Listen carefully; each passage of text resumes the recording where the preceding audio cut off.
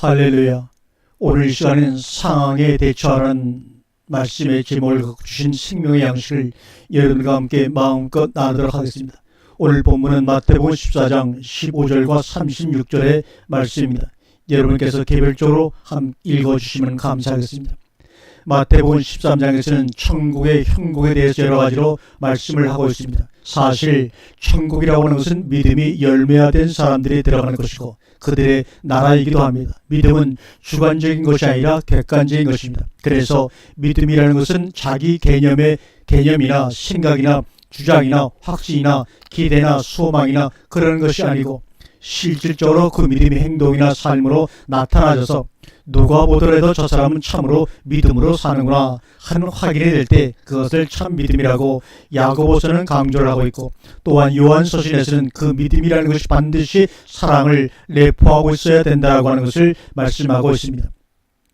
오늘 마태복음 13장에서는 믿음의 사실성이 무엇이냐는 겁니다. 그래서 13장에 이어서 믿음이라고 하는 것이 단순히 감각이나 속에 있는 개념이 아니라 어떤 일이 부딪혔을 때, 닥쳤을 때 그 상황에 어떻게 대처하느냐. 그래서 이러한 경우가 불신이고 이러한 경우가 믿음이다라고 하는 것을 4가지 사건을 통해서 우리에게 말씀해 주고 있습니다. 사실 우리가 예수를 믿습니다만 예수를 믿는다고 하는 것을 단순히 주관적인 개념으로 생각들 합니다. 그래서 그분이 하나님의 아들이심을 믿고 그분이 세상에 오심을 믿고 그분이 십자가에 죽으심을 믿고 그 죽으심 우리의 죄를 대속해 주시고 하는 여러 가지 주님께 대한 믿음의 내용들이 참으로 많이 있습니다. 오늘날 일반적으로 교회에서 교인들이 믿는 믿음이라고 하는 이런 개념, 개인적이고 주관적인 것들을 믿고 있습니다. 이런 것들은 곧되어 그것을 행동으로 나타내지 않아도 나는 믿는다라고 주장할 수 있는 그런 내용들입니다. 예수님께서 하나님의 아들이라고 내가 믿으며 믿는 것입니다. 그것을 곧되어 행동으로 나타낼 필요가 없습니다. 그분이 십자가의 죽으심으로 내 죄가 사함받았다. 그냥 믿으면 되는 겁니다. 그것은 내 신앙의 문제이기 때문에 실제 생활하고도 크게 관계가 없습니다. 그러나 성경은 그러한 믿음만 믿음이라고 말하는 것이 아니라 그렇게 믿었다면 그분과 나의 관계성 속에서 어떻게 삶이 달라졌고 어떤 변화가 나타나느냐 하는 겁니다. 그래서 실제 어떤 상황이 닥쳤을 때 그 상황에 어떻게 대처하느냐 하는 것이 바로 그분과 내가 관계성을 갖고서 제대로 믿음 생활을 하느냐 아니면 내용적이고 주관적인 믿음만 주장하고 실제 생활에서는 세상 사람처럼 사느냐 하는 차이점을 오늘 본문에서는 철저하고도 여실히 드러내주고 있습니다. 사실 오늘 본문 전체 맥락으로 볼 때 오병이어로 5,000명을 먹이신 사건이나 또는 베드로가 물 위를 걷다가 빠진 사건이나 병자들이 예수님 옷가에 손을 대므로 병을 고침을 받는 이런 내용과는 좀 동떨어진 첫 번째 사건 하나가 기록되어 있습니다. 그것은 바로 세례 요한에 대한 이야기입니다. 예수님께서 일찍이 세례 요한에 대해 언급을 하신 바가 있는 것을 여러분 알고 계시죠?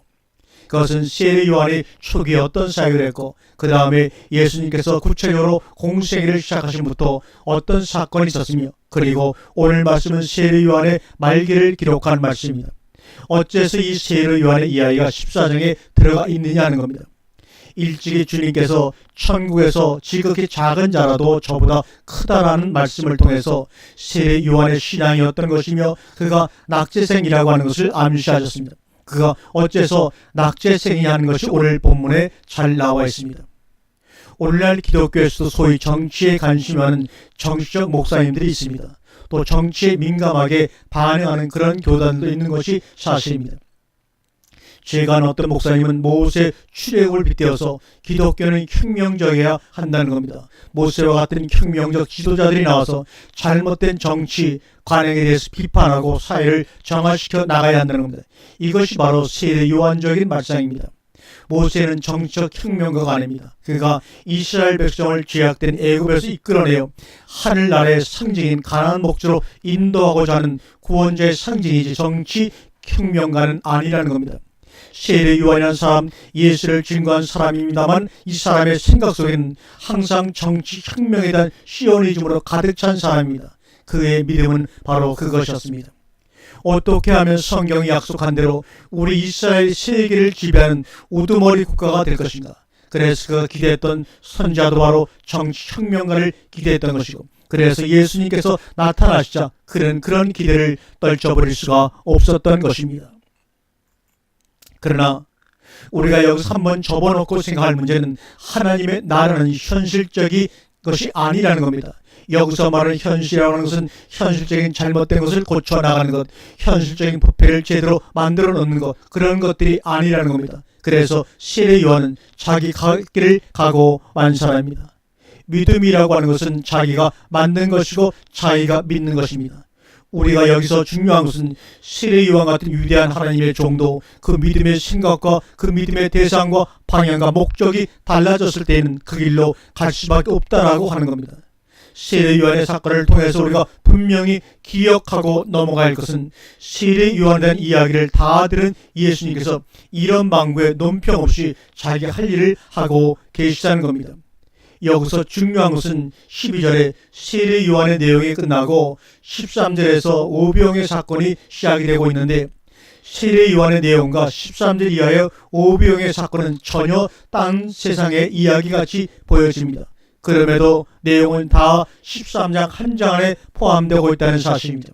예수님은 정치적으로 종교적으로 희생을 당하신 분입니다. 정치적으로는 로마 총독에 의해서 사형심판을 받고 종교적으로는 유대교의 고수에 의해서 십자가에 못 박히셨습니다. 그러나 세례 요한은 적어도 유대교에 의해서 비판을 받고 고소를 당하지는 않았습니다. 그러나 남은 정치적으로 희생을 당한 사람입니다. 여기서 중요한 것은 헤롯이라는 사람의 행위를 고치면 하나님의 나라가 오는 게 아니라는 겁니다. 다시 말하면 정치가 제대로 되어지는 것이 하나님의 나라가 오는 것이 아니라는 얘기를 여기서 하고 있습니다. 아무리 이 세상의 정치가 잘 된다 할지라도 그것은 이 세상의 정치일 뿐 하나님 나라가 되는 것은 아닙니다. 우리가 오늘 신앙생활하면서 조심해야 할 것은 이 세상의 여러 가지 부조리나 잘못된 것을 고쳐가는 것이 기독교가 할 일이라고 생각하는 겁니다.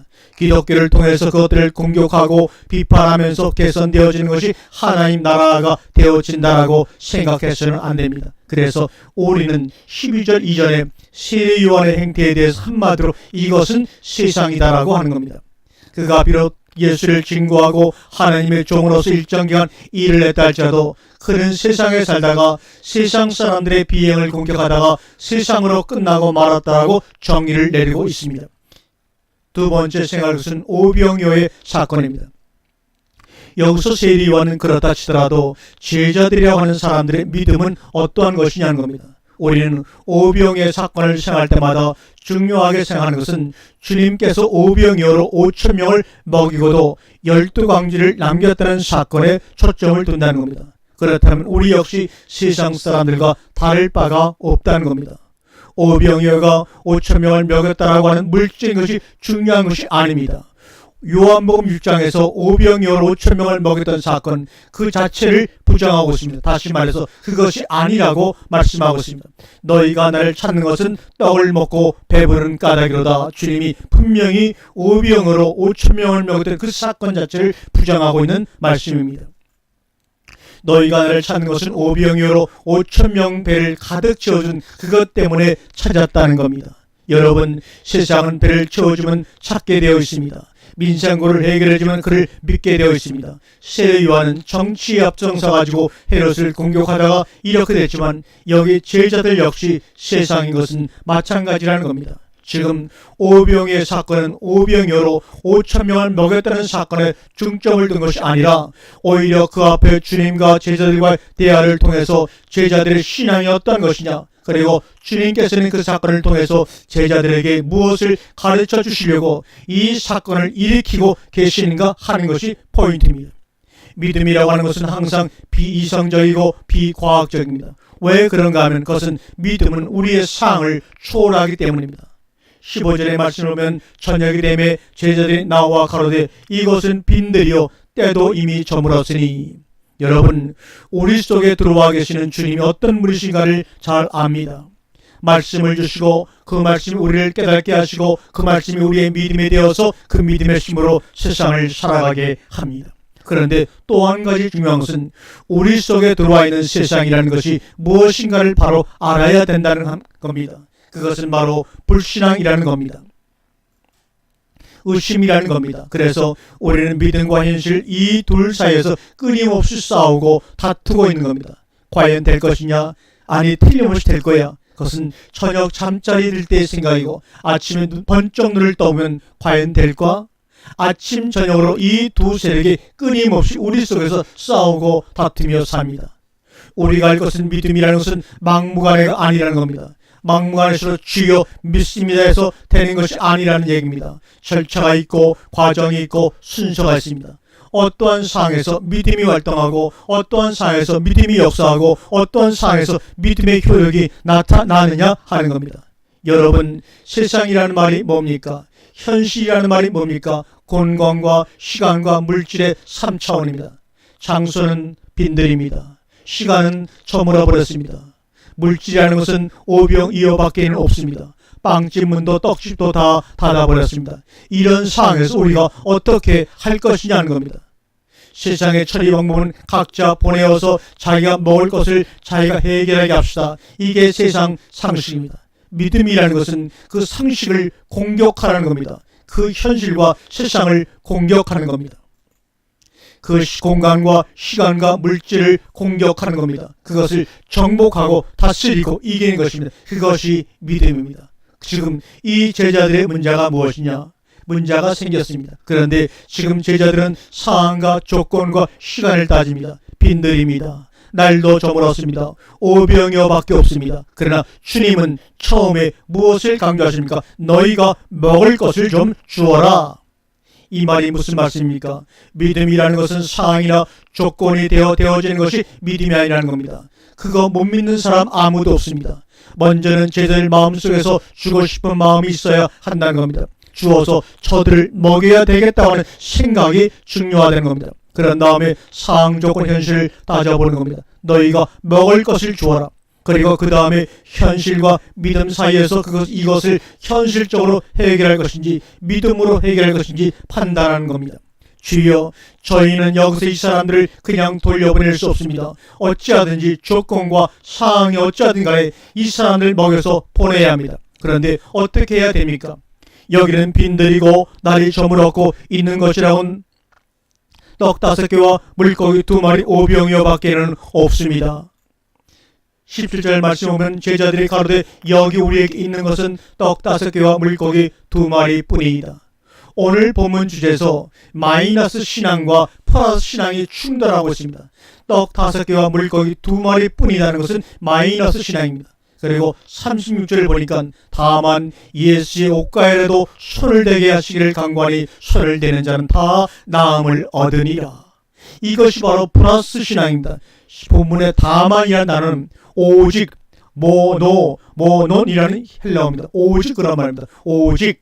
여러분, 오병을 가지고 5,000명을 먹이는 것이 쉽습니까? 예수님의 옷가에 손만 대면 병이 나을 것이라는 것이 쉽습니까?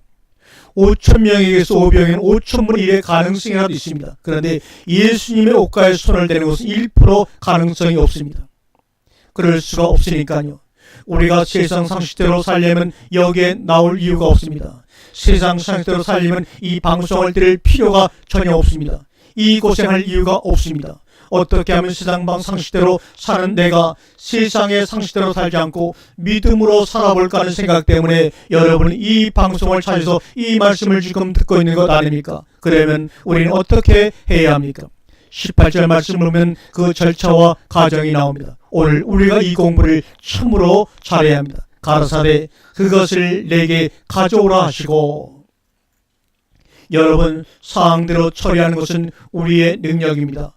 혹이나 여러분들이 무슨 일을 하시다가 그 일이 어느 정도 현실적인 가능성이 있다 싶으면 주님께 부탁하지 마세요. 그것은 우리가 하면 됩니다. 그런데 그럴 수 없을 때 반드시 해야 하는 방법이 오늘 본문의 방법입니다. 그것을 내게로 가져오라는 겁니다.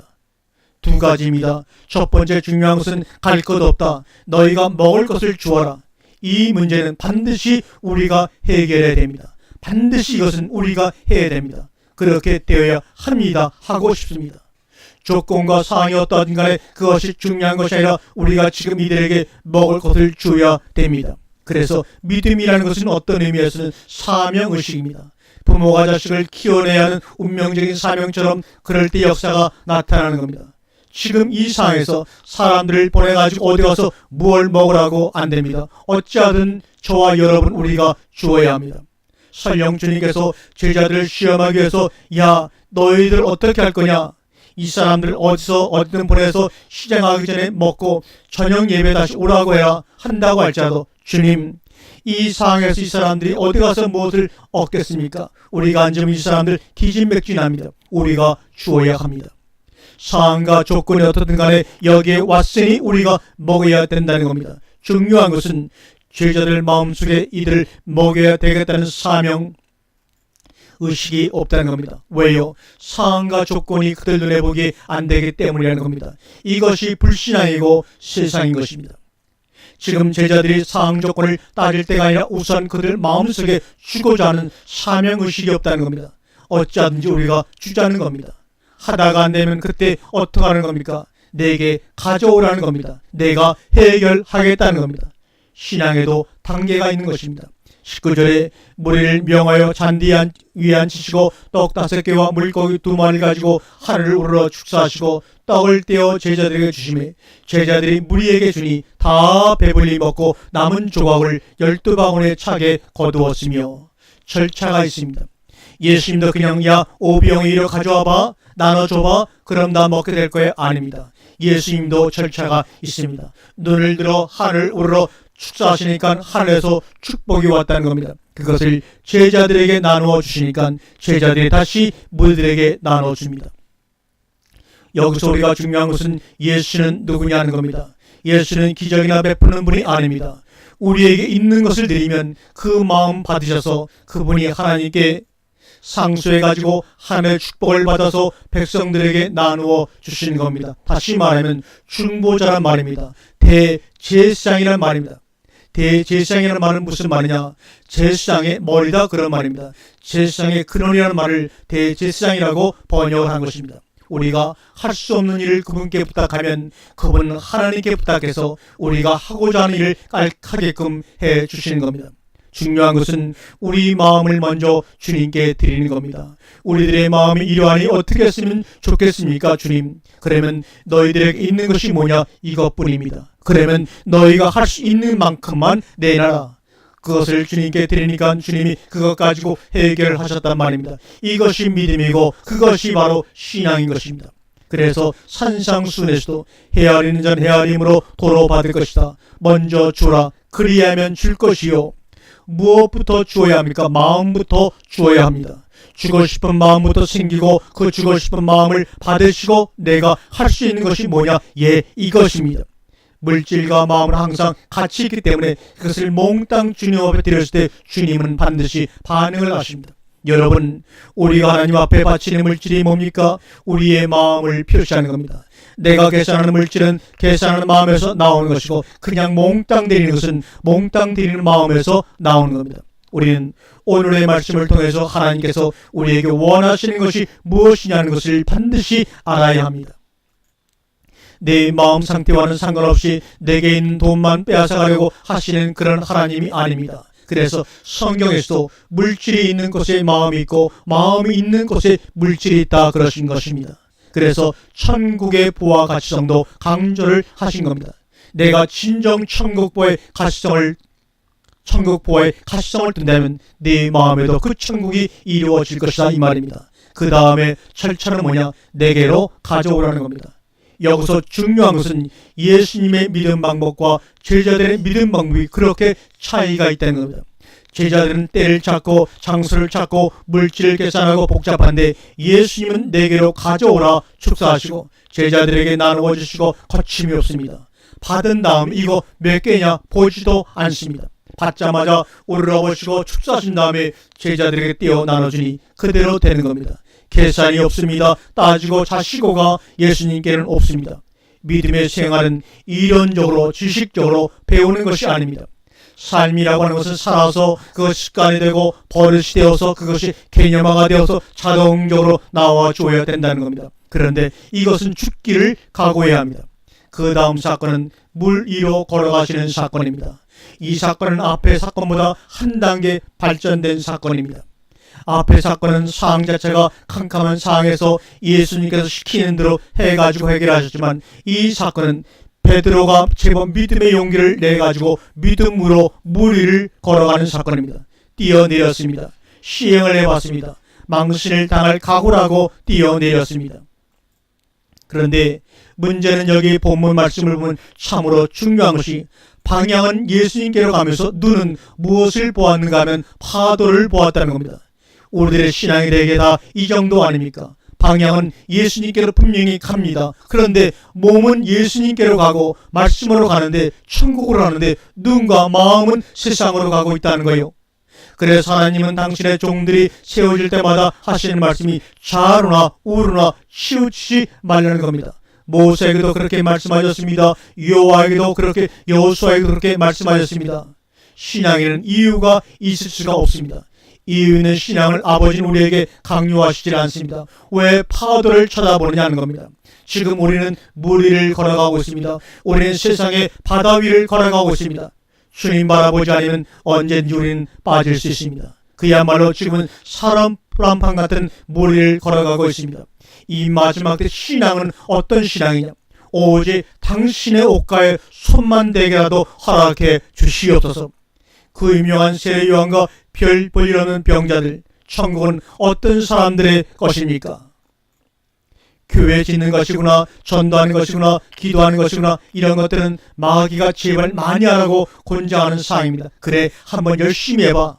있는 거 다 바쳐서 한번 해봐. 그러나 마귀가 가장 무서워하는 것은 하나님의 말씀이 우리의 삶 속에 믿음화되어 생활에 적용하며 사는 것을 가장 두려워합니다. 그런데 마귀는 옆에서 자꾸 우리를 꼬십니다. 너 한번 상식적으로 생각 한번 해봐라. 그것이 가능한 일이냐? 지금 사회가 얼마나 불황인데 앞으로 경기 전망도 어둡고, 너 지금은 사업이 안 된다고 하지만 앞으로 어떻게 될 줄 아느냐? 자식도 키워야지, 노후도 준비해야지, 어떻게 하려고 그래? 이렇게 우리를 미혹합니다. 여러분, 상식적으로 살려면 상식적으로 확 살아버리고, 믿음으로 살려면 믿음으로 살아버리고, 짬뽕하지 말라는 겁니다. 하나님이 우리에게 원하시는 것이 무엇입니까? 하나님은 우리의 조건과 상황을 너무나 우리 자신보다 잘 아십니다. 우리에게 원하는 것은 지금 나의 믿음이 주님의 것이 되었느냐 하는 겁니다. 주고자 하는 사명의식이 있느냐 하는 겁니다. 우리의 믿음을 가로막는 조건과 상황에 미혹당하지 말고 오직 주님 옷가에 손만 대면 될 것이라는 믿음의 소유자가 되기를 간절히 원합니다. 하나님이 요구하는 사람은 세례 요한이 아니라 주님의 옷가에 손 닿기를 원하는 그런 사람을 지금 주님은 원하고 계십니다. 아멘.